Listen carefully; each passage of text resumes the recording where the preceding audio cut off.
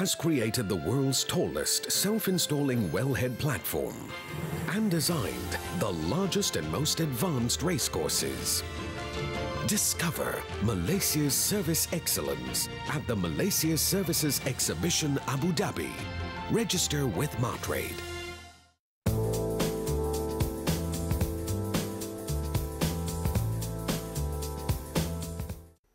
Hello again. It certainly has been very wet for many of us in Japan recently. On the satellite picture, you can see the cloud as it gradually worked its way across North and South Korea and then across Japan. And it was in the southeast corner we saw some of the heaviest downpours here, some places reporting around 110 millimetres of rain. Now, this area of rain is now clearing away, but behind it, it's going to be a lot fresher over the next few days. The winds generally feeding down from the northwest, dragging in the cold air and also quite a few flurries of snow as well. Most of that snow will be in the west, and generally the further east you are, the better chance there is of getting away with a dry and fine day.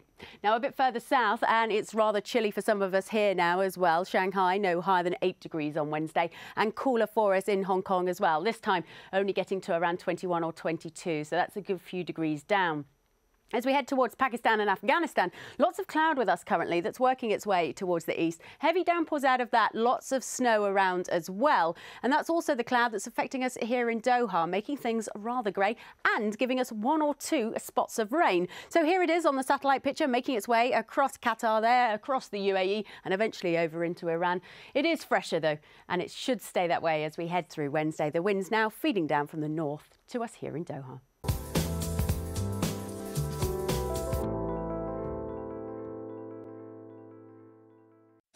Leaders are remembered, be they loved or feared. But what of the men and women whose hands build their monuments and whose blood stains their battlefields? People in power at this time on Al Jazeera.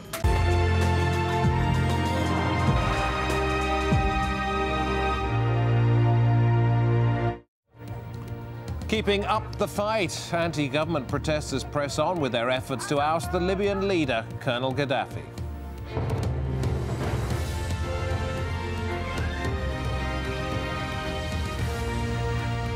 Hello from me, David Foster. You're watching Al Jazeera, live from Doha. Also, tension at the Libya-Tunisia border as thousands of refugees clash with security guards as they try to get into Tunisia. Hillary Clinton says the US is considering imposing no-fly zones over Libya. Tunisia's leading opposition figure quits the interim unity government, the third minister to go in one day. I'm Nazanin Moshiri in Kasserine in southern Tunisia, the scene of some of the worst police brutality. People here say the snipers who shot protesters in cold blood from rooftops like this still haven't been brought to justice.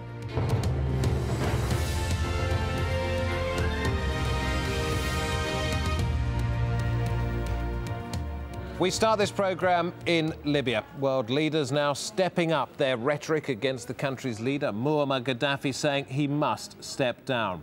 They're increasing the pressure, both political and economic, on Gaddafi, trying to force him out. The situation on the ground still extremely volatile. In the eastern city of Benghazi, protesters say they will keep up their fight. Residents of Nalut, that's in western Libya, say there are paramilitary forces loyal to the leader Muammar Gaddafi about 10 kilometres away from where they live. The town of Misurata is also under opposition control, but there have been reports of fresh battles with government forces there. And a wave of government attacks was repelled in the towns of Ajdabiya and Azawiya. Lawrence Lee has the details. Gaddafi routinely accuses the media of bias, but the most dispassionate analysis must suggest things really aren't going very well for him. This is the town of Nalut in western Libya, and here they want him gone. They're impatient too, because basic supplies are running out. I've been waiting for 20 minutes and still there's no fuel. I just need it for my home, nothing more. Reports from Zawiya, also in the west, reflect an increasingly desperate situation for Gaddafi.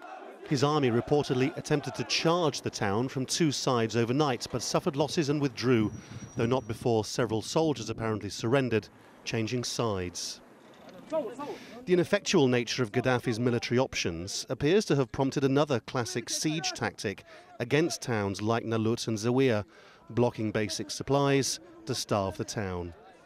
Yes, some sort of vegetables and things. Some people, they came to bring and they prevent them. Evidence from the other side of the country too reinforces the suggestion that Gaddafi is not capable of much of a fight. This is AlJazeera in eastern Libya, where the army abandoned a massive ammunitions dump and left it in the hands of the opposition. Attempts by Gaddafi's air force to blow it up didn't amount to much past a hole in the ground before they were repelled. Whether it is the European Union or the Arabs or America or even Russia, we ask them to just shut down this man's airspace. We are capable of taking him out by ourselves, but we are only requesting the international community to enforce a no-fly zone. The city of Misrata too is holding out against pro-Gaddafi forces.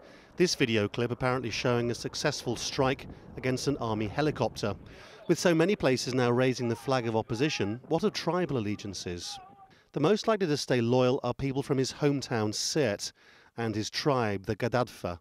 They stretch down the entire middle of Libya to its southern border, but they're a small tribe and potentially disloyal in places. They're surrounded by many other tribes. Many of these other bigger tribes have broke ranks in terms of their alliance or allegiance with this regime.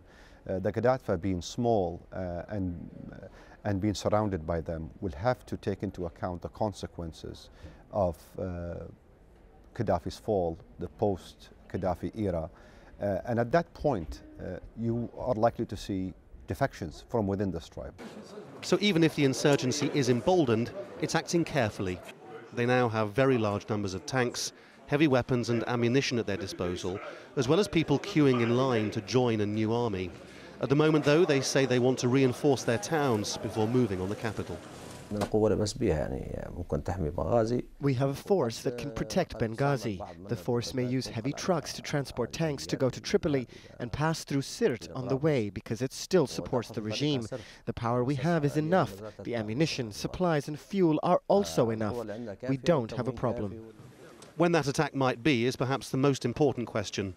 Gaddafi's latest interview with Western media added nothing to the sum of knowledge, and anyway his assertion that all of Libya loves him is in direct conflict with all the attacks mounted on rebel towns. If he won't step down or leave the country, his fates must surely rest in the hands of those closest to him or those on the other side of the country. Lawrence Lee, Al Jazeera. US Secretary of State Hillary Clinton has said that all necessary options are being considered in Libya.